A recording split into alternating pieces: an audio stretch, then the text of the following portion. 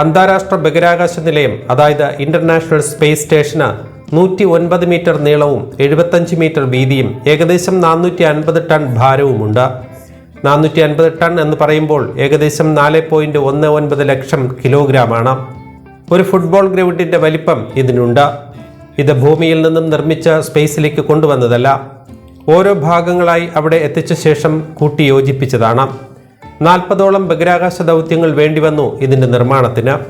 Space സ്റ്റേഷനിൽ ഘടിപ്പിച്ചിട്ടുള്ള solar പാനലുകളിൽ നിന്നാണ് ഇവിടത്തേക്ക് ആവശ്യമായ പവർ ലഭിക്കുന്നത്. 73 മീറ്റർ നീളമുണ്ട് ഈ സോളാർ പാനലുകൾക്ക്. ഇങ്ങനെയുള്ള 8 സോളാർ പാനലുകളിൽ നിന്നായി ഏകദേശം 215 കിലോ വാട്ട് വരെ പവർ ലഭിക്കുകയും ചെയ്യും. മാത്രമല്ല ഈ സ്പേസ് സ്റ്റേഷനിൽ തന്നെ 1-2 എമർജൻസി സ്റ്റാൻഡ് ബൈ സ്പേസ് ക്രാഫ്റ്റുകളും ഉണ്ടാകും. ഏതെങ്കിലും രീതിയിൽ ഒരു അപകട സാധ്യതയുണ്ടായാൽ അവിടെ നിന്നും രക്ഷപ്പെടുന്നതിനാണ് സ്പേസ് ക്രാഫ്റ്റുകൾ സൂക്ഷിച്ചിരിക്കുന്നത്.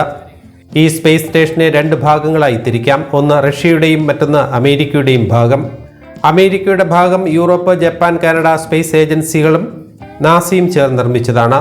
ഓരോ രാജ്യങ്ങളുടെയും സഹകരണത്തോടെയാണ് ഇതിനെ വിപുലപ്പെടുത്തുന്നത്.